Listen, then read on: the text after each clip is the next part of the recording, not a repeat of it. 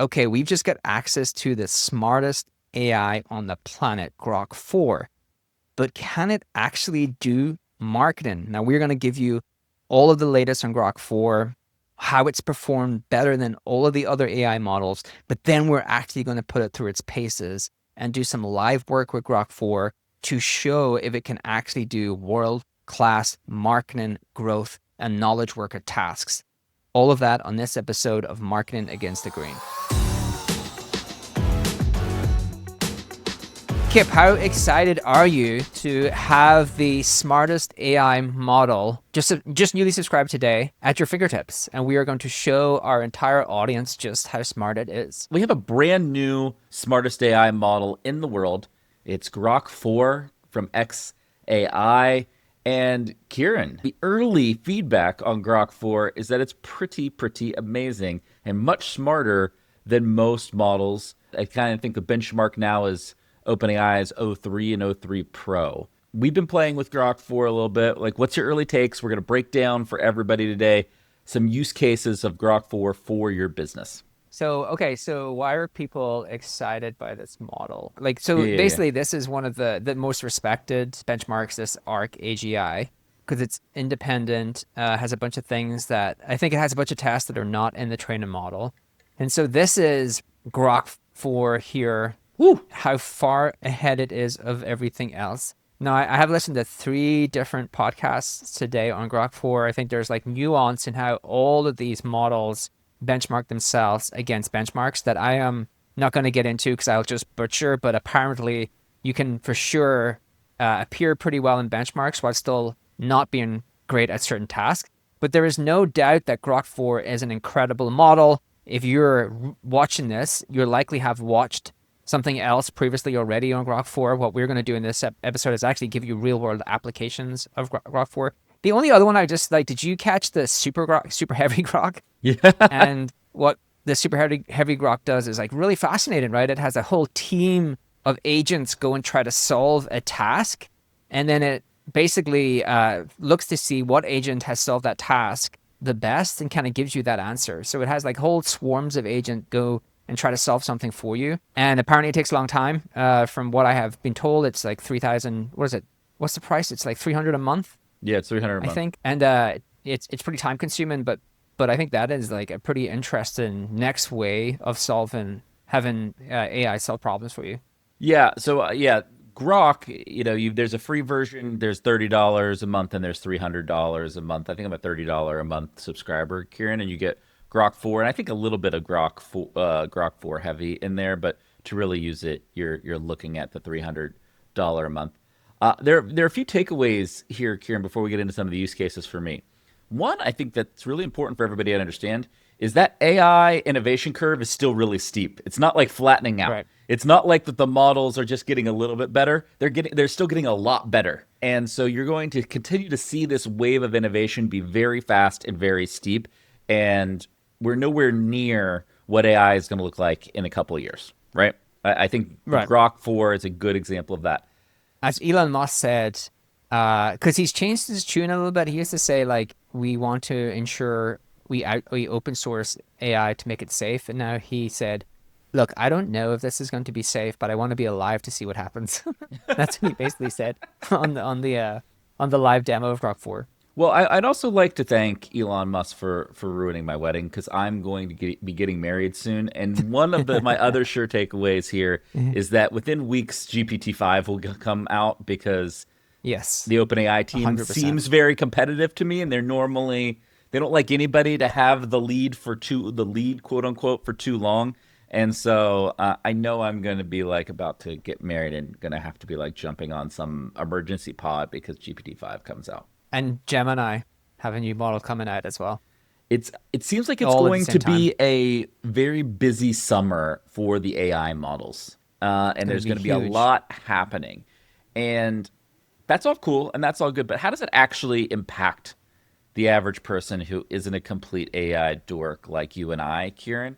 In terms of like, what are these new models, and for the sake of the show, Grok 4 actually enabling people to do in a new and better way than the previous generation of models?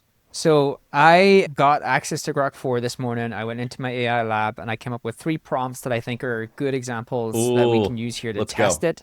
So the first one I thought would be kind of cool is one of the advantages that all the Grok models have is they have access to X data. And so one of the things I really wanted to try was build an ICP for your content, right? So we have this ideal customer profile for your product and service who buys it.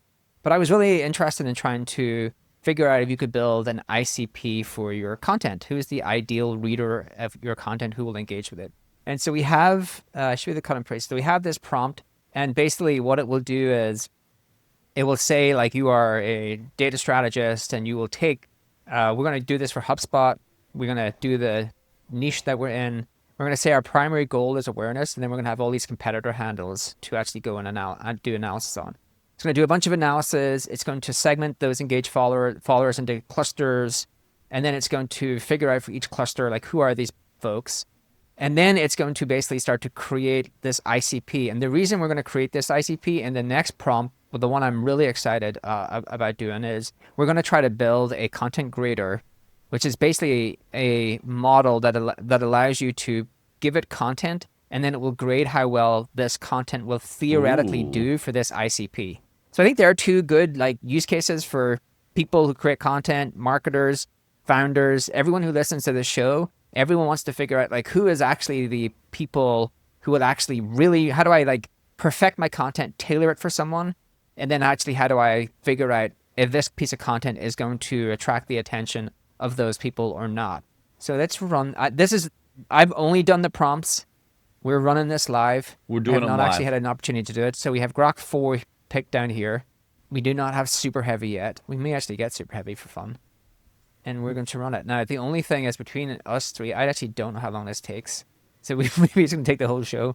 I know Grok Super Heavy like takes the same kind of length of time as O3 Pro. Yeah, O3 Pro is in depth. One of the more interesting use cases that I took, like, why did I decide these two would be good ones to illustrate here? So in the demo, which was apparently a demo free from marketers and put together by engineers, did you see the slides? No.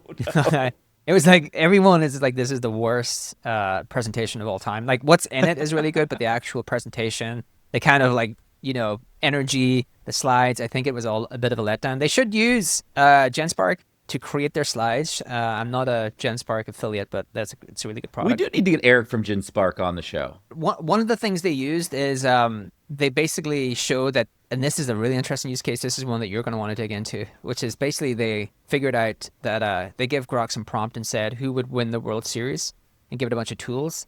Oh, I saw And that. Grok 4, and they took it from Polymarket and actually got the predictions right. So now like I'm pretty curious on how it can predict certain financial outcomes. So this is what we got back, which is a bit of a letdown. Oh no, too much information for me to just, sometimes less is more. Grok has like real little bit of like spiciness about it. Like you've just come back, you couldn't do your job, and now you're giving me a bit of attitude. It looked at Let's see. 700 and some X posts and it couldn't handle it. That's a bummer. That sucks. How can I reduce the size of task I'm asking you to do so we can get the app? Why can't I just? That seems not like, I'm pretty sure if I run this on OpenAI, I would be able to do this pretty easily. Okay, so here's some things we've got going. While you are working on getting the output for that first prompt, one of the things I like to do, Kieran, is compare outputs between the old models and the new models. And one of the, I think, slept on features of Grok is image generation. I think it has historically been pretty close to ChatGPT in image generation.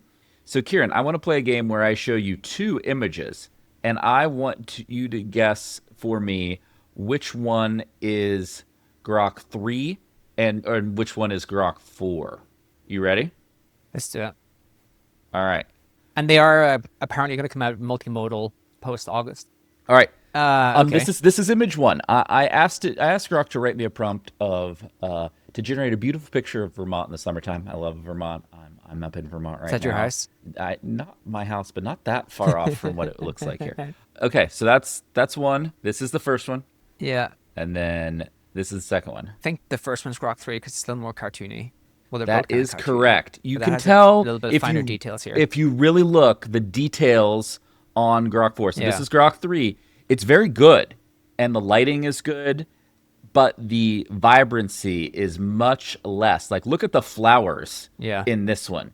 Like, the level Yeah, of the detail clouds. and sharpness and like the different level of GPUs behind it, you can tell because like the detail sharpness is significantly better. So while the output itself isn't that different, the quality of output seems to be like another level of refinement is my kind of takeaway here. And it's obvious they're coming with a video model. Like Elon has tweeted a little bit about AI for video. I think they talked, maybe they talked about, I haven't seen the full demo, but they talked about multimodal coming in a very near release. So I'm actually really curious when they do video generation because they are also a pretty spicy model. If you Yeah. look at the system prompt, Elon's put some special sauce stuff in there to allow it to go a little freewheeling. It went a little too free during the week. Got shut off for a little bit because it went a little bit cuckoo. I think may have terrorized the CEO into resigning, which we haven't even talked about. Did you Well, see any of gosh, that? there's like so much to talk about here. But Should we but stay the away from that reality, part? you do bring up a good point, Kieran. We're here talking about these Grok models. They are like much more solo user than business user models. Like they don't have the same business user controls and scalability and everything as something like Anthropic or ChatGPT.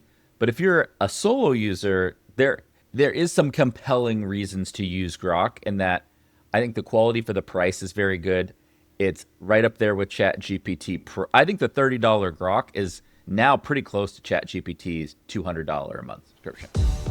Okay, we had to do this show in two parts because when we tried to do Grok 4 live, just as it had come out, everyone seemed to be having problems with it, us included. The results were not very good. I was playing around with it all weekend, and it seems to be back online properly, giving me output. So we're going to show you some use cases. Is Grok 4 any good for the general use cases that marketers or knowledge workers will really want to use it for? We see it's great for the benchmarks. We went through that, but is it any good? Is it any good for the general user? So let's give you some use cases that are actually tailored to show the strengths of Grok, which is it's an incredible reasoning model with access to X data, which makes it pretty unique from what are the other models, right? It has a very unique data set. So let's go to one of our first that we're going to try to see how good it is. We're going to run this live, and then I'm going to show you ones I had prepared earlier to take you through them and give you my kind of summary of where I think we are with Grok 4.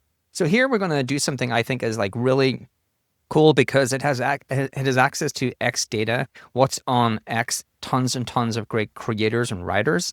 And so one of the things you can do is say, well, let's try to write like one of the creators. Now, I've said this for forever when I've been showing people how to do things with AI. You should never copy and paste someone else's style. But there is a copywriting method to how you can learn pretty rapidly. Like there's a method to learn copywriting pretty rapidly, and it's called Copyworks. And Copyworks is you literally take a copywriter you admire, look at their post, and actually handwrite out their posts so you can memorize the things that they do really well, and then you can build your own style from that. So this is very similar to that. It's taking our creator style and using that to create a piece of content that you can then build upon and make your own. So in this, we're going to give it some global writing rules here. We're going to give it a task, which is to write a newsletter on the theme of copywriting is the only timeless marketing skill that matters in the age of AI. I think copywriting becomes ever more important because AI creates content. Copywriting creates attention. And so being able to craft attention-grabbing copy is always going to be an incredible skill to have. We're going to use one of our friend of the show, Sam Parr, ex-founder of The Hustle. The time range, we're going to say 24 hours. We're going to keep it to about we're going to keep it to about 200 tweets to analyze. And so what we're going to do is try to recreate Sam's style by analyzing his tweets. And so we're going to pull all of his tweets for that time range. We're going to sort by the longest because we want to take the ones that were longer in nature because it's easier to kind of train on those. We're going to look at total engagement, likes, retweets, and replies. Now, you actually do not have access to likes, and so I'll take that out. Grok has access to retweets and replies, does not have access to likes. Then it's going to create a rule set to actually mimic his style. We do not want emojis that have live editing the prompt and rhetorical device. So keep these rules handy, and then you're going to actually mimic that style. So let's actually run this Should run pretty fast this time. So here we are. Why copywriting trumps every other marketing skill in the AI era? Let's see if it's got a bit of salmon here.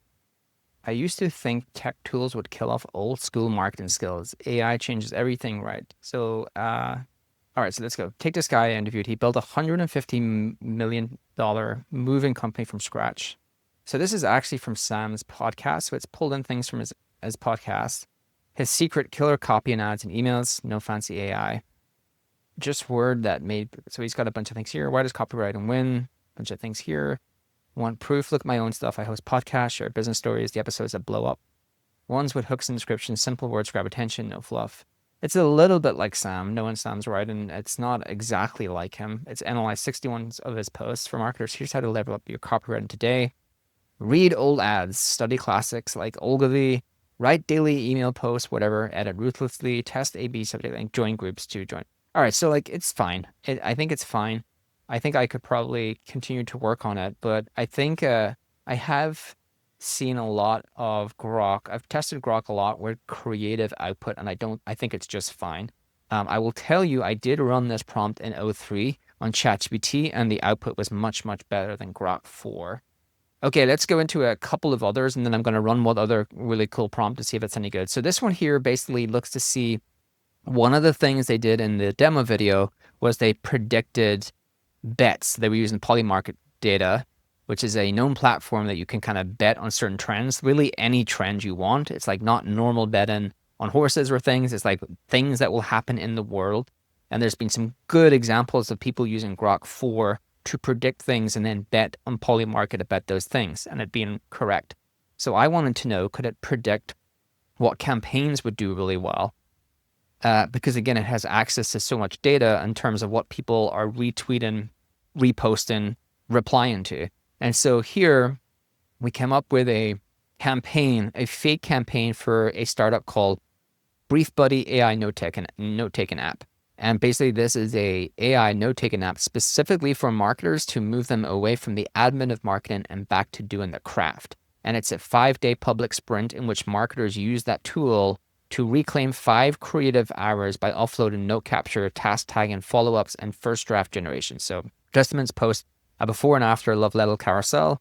And so we have a primary target audience here where we're trying to target solo content marketers, fractional CMOs, and one-person marketing teams. We have a little bit about their age demographics. We have a little bit about their pain points here, scattered notes, lost follow-ups. We have a little bit about psychographics, right? Productivity app enthusiasts, share wins publicly, motivated by time save metrics. We have an action we want them to take. We have a little bit of brand tone. We have a test budget. We have an evaluation horizon, which is 1 week, which we want to run this experiment. And then we say return 8 sections in the following way. We have a persona snapshot. We have a competitive landscape. What are the other options? Why are we different? What are the risks? How do we do one week validation, the messaging kit, the channel mix, and then the self-assessment? So this is what I mean here.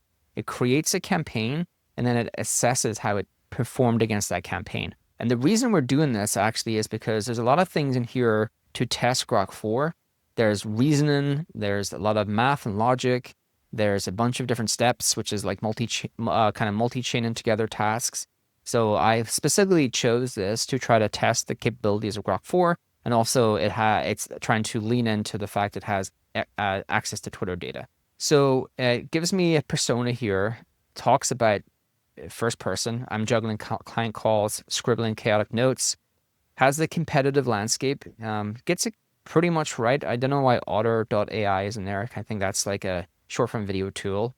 Talks about key differentiators. And I will say in defense of Grok 4, I did not give it a lot of context here. If I was doing this for a real company, it would have had a lot of context about that company, and it could have leaned into that context to make something really good. Because these key differentiators is just making it up because there's no public data on this fake company. So it comes up with some key differentiators. It gives the kind of risks of why this wouldn't work, which is pretty true. No one really joins the campaign. It's going to be pretty bad, right? Has a ton of things here. Then it goes for a 1 week validation plan, LinkedIn, X, Google search, Facebook. How can I prove this within 1 week? Gives me a messaging kit for solo content marketer, ditch note chaos, snag 5 creator hours back. For fractional CMO, tired of herding tasks instead of crafting genius. For one-person teams, would wave bye to lost follow-ups, hello to draft magic, and then gives me a channel mix budget. And then you see here, it starts to assess itself, thinks it has done a pretty good job. What's this one here? Novelty 3. Concise problem framer and vignette vividly capture user pain without excess, though novelty is moderate as day in the life standard. Yeah, the actual creativity behind this is not very good. And so this one here I thought was interesting. You could play around with it for sure. Over time, you can actually add your real campaigns, give it a bunch of context about your company. Again, I compared this to O3, and I think it's fine. I think it's just fine. All right, let's get into this one here.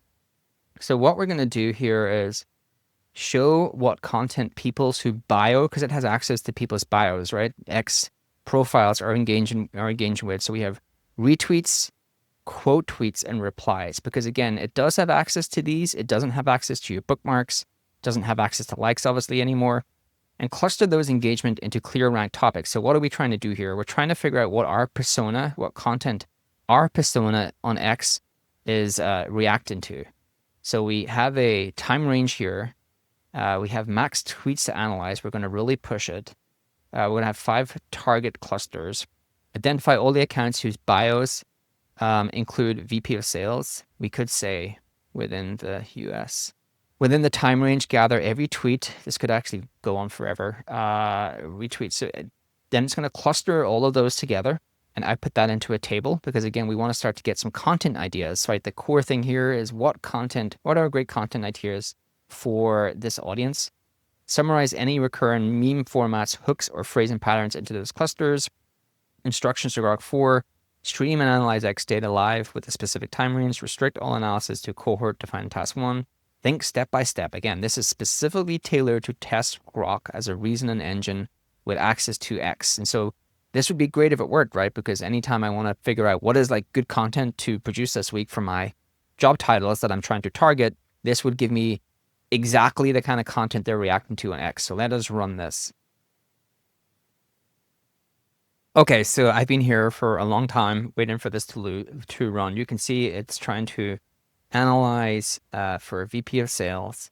It's definitely having some trouble actually getting VP of sales from the bios. I suspect probably what the easiest version of this would be is to create a target list of people yourself and then give it to Grok to analyze. That would have probably cut it way down. So it's kind of stuck here, which is needing to collect all engaged tweets, text for clustering into 5 total groups. But luckily, I had run a version of this that is slightly the same. I had worked to improve it. What it basically does is very similar. It says, okay, like what's a trend and topic that's related to your brand? And then how can you actually use that to, hijack that topic and create timely content around it? So again, trying to lean into the strengths of Grok. And so what we do is we give Grok some keywords, and then again, we give it a time window, talk about the max tweets to analyze, talk about clustering that. We only want certain accounts to be featured, which I probably should have put in here, to be honest with you, is like 1,000 to 50,000. I don't know why, I just put this in to try to narrow the scope to actually reduce the amount of time to do this, which I think is a good thing. But you really wouldn't want to cap, I think, the max. You want to cap the min. And so then we return these things here. So we return the volume snapshot, this kind of topic trend cluster, which is what I was trying to do here. Then kind of this same thing, any recurring media formats, right? Because we want to know like what are the content types I should create around this. Micro influencer radar. So one of the great things about this is you can actually use it to identify creators and influencers in your space. Then we kind of get into how you can use this to create content. And I can get into the first part. It does really well, which is the analysis. And the second part where it has to use its own creativity, it does not. So it analyzed nearly 12,300 tweets from the last 72 hours. I put in Grok 4 or GPT-5 because I want to create some content comparing the two. I know GPT-5 is not out yet, but the benchmarks have just been leaked, if you believe that is true. As you're hearing this, you'll know if it's true because this is Sunday and this will be out in a couple of days. So here you can see it starts to cluster things together, provides a sentiment. So GPT-5 release rumors positive, talks about the kind of rumors about it being released. This one here is the one I really wanted to start to create some content on. Obviously, you can't compare it yet, but just like what potentially these could look like. So Grok 4 versus GPT-5 comparisons. I don't know how people are retweeting that it crushes GPT-5 because GPT-5 is not out yet. AI ethics debate, Grok 4 feature hype, so talks about the XAI upgrades, the voice mode. Grok 4 real-time voice mode is game-changing for apps. This is what I have heard is the voice mode, and I have not played around with it yet, is like the best on the market. There's some fake stuff in here. I don't know what's going on about GPT-5. Oh, GPT-5 whispers, as in like rumored. Memes on AI supremacy. When Grok 4 and GPT-5 argue. All right, so these are memes. So it basically says, what are some of the content formats? Image, macro features, AI characters, quotes, retweets, roast, and benchmarks. It's one of the ones that makes sense for X. One word memes like overhyped or revolutionary paired with GIFs. In 18% of cluster of three is the AI ethics debate. Interesting. Then it has this micro influencer radar. So it actually shows you who are the tweeters. This is actually the most useful part of this prompt. And again, shows you the value of the X data. So it pulls in the people who are getting the most engagement within this time window, and actually gives you the influencers and gives you their actual content. Now, I actually added in an icebreaker because if I want to kind of reach out to these folks and get them to work with me. And then it gets into this, which is provides some potential hooks for my content. So let's take one of these, tweet 3. GPT-5 risks got you thinking, join the AI. I don't know why it's using hashtags. Elon himself says he hates hashtags. Our safe AI solutions lead the way. Okay, this is just a whole bunch of mess. The reason this is a mess, I will give Grok 4 an out here, is I didn't actually provide a good context of the type of content I want to create or who for. And then it just says why it matters. Hijacking the GPT-5 release rumor cluster could amplify your brand reach. So what's it done a good job of here? I think this is pretty good, actually, where you can start to break it down the influencers, micro influencers in your space. This is kind of cool if we perfect it, that we can cluster content together from all of the tweets in a 3-hour time range about a specific topic, and then you can figure out like what is actually trending within my audience. All right, so what did we do here? For the recap, we did our mimic style using the data on X to show how good it is at trying to craft something from one of the creators on X, and we used a lot of reason and logic to be able to do that. We created a campaign for a fake brand, again, with a bunch of different steps chained together, using X, using some of the things that Grok 4 should be pretty good at. And then we use it to analyze content that is trending within our audience and cluster those together, and then pull out these kind of micro influencers, and then have Grok suggest content that would play really well within this space. Now, what are some of the things we've learned? You didn't see that I actually had compared a lot of these to O3, right? I'm not going to go through the comparison to O3. Well, and the other thing I would say, what you should learn here, because I'm doing this to illustrate test Grok 4, but because I didn't provide a lot of context, I used a fake brand in the marketing campaign, and then for the one where we analyzed clusters of content, and then had Grok suggest what kind of content we could create around those clusters, I really should have a whole profile from my ideal customer profile. I should have examples of content that we've created that have done really well, so it had something to guide its output. But aside from all of that, I think Grok 4, when I compare it to O3 for a lot of these kind of marketing, knowledge worker, growth use cases, is fine. It's not incredible. I have not found it to be incredible. Maybe I will as I continue to like work with it, prompt it, improve my own prompts. But at the moment, it's fine. It's just fine. I don't know why it performs so well on the benchmarks. I was really excited to try it out. I thought it was going to be a total game changer. I was going to just like be totally blown away and thinking, wow, like I can just get such incredible results, things that I could never do at O3. I'm going to be like the happiest person ever, doing amazing things here in terms of how I can use Grok 4. And I don't feel that way. I feel it's pretty fine. I'm going to use it for a bunch of things where I need access to the X data, the Twitter data. I'm probably not going to gravitate that much from O3 for it, but I'm going to use it for like certain use cases. And that's it. I think that's maybe the end of the pod, that it is fine. So Go try Grok 4, try some of these use cases, and tell us what you think in the comments. This data is wrong every freaking time. Have you heard of HubSpot? HubSpot is a CRM platform where everything is fully integrated. Whoa, I can see the client's whole history, calls, support tickets, emails, and here's a task from 3 days ago I totally missed. HubSpot. Grow better.